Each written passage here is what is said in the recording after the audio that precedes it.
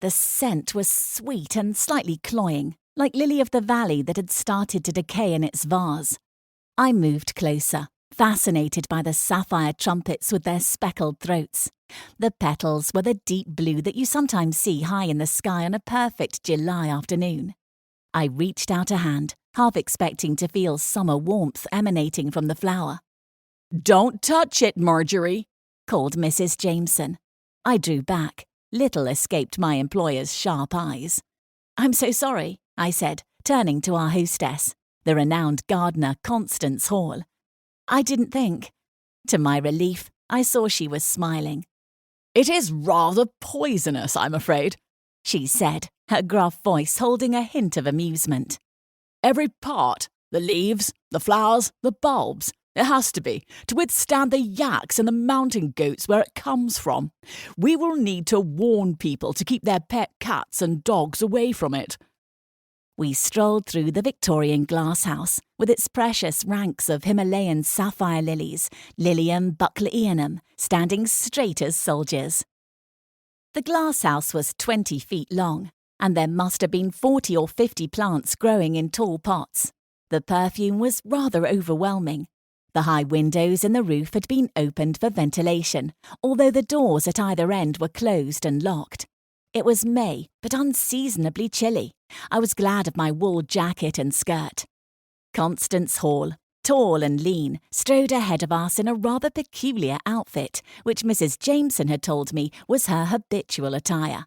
She wore knee-high riding boots, men's tweed knickerbockers, a thick argyle sweater, and a jaunty fedora hat over her greying auburn curls. A sturdy drill apron was tied around her waist, its pockets bristling with gardening tools.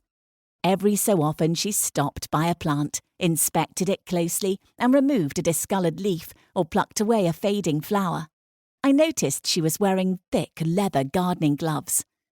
"And how long have you suspected sabotage?" asked Mrs. Jameson. We had been summoned to Hawks Hill Manor in the depths of the Kent countryside to investigate why several of Mrs. Hall's prized Himalayan lilies had died. It certainly made a change from investigating murder, and I was rather glad at the prospect of a less perilous quest. However, Mrs. Jameson had warned Mrs. Hall might be as concerned about the death of her plants as she would be at the death of her nearest and dearest, especially as they were expected to be the stars of the Chelsea Flower Show, where she would be unveiling them in a display garden in just a couple of weeks' time. She paused and brandished her secateurs. "It began in early January," she said. "I knew it couldn't be too cold. The lilies grow up in the mountains, for goodness sake, but they don't like the wet. The first 3 lilies that died had damp compost, almost waterlogged. Harry swore he'd told all the gardeners not to water them over the winter, so he started checking last thing at night. They were all dry, but some mornings he would come in early and find a group of them had been watered. Those were the ones that sickened. Some he could save, others just went yellow and rotted away." "It couldn't have been a leak? A window left open during the night? Rain getting in?" Mrs. Jameson looked pointedly at the ventilation windows. "No, it bally well couldn't. Come," said Mrs. Hall, her handsome face creased with annoyance. We followed meekly. It was a new experience for me to see Mrs. Jameson being ordered around. I was more used to seeing her commanding others, usually me. Mrs. Hall unlocked the doors and led us to the next glasshouse, where pots of rhododendron, from small bushes with pure white flowers to monsters blooming with vivid pink globes, packed the floor space. At the far end, an old man in an apron straightened, rubbing his back.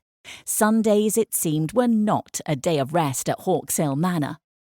"Morning, Mrs. Hall." He touched his cap. "Now, Harry, tell my guests what you discovered back in January. This is Mrs. Iris Jameson, the private detective, and her assistant, Miss Swallow. They will help us get to the bottom of this dastardly business." I took out my notebook, which Harry eyed with suspicion. "I already told Mrs. Hall," he said. I tried a winning smile. "It would be so helpful if you could tell us again, Mr. Smith, Miss. Harry Smith." to keep listening to this audiobook. I've left you a link in the description so you can do it, at no cost thanks to Audible's 30-day free trial.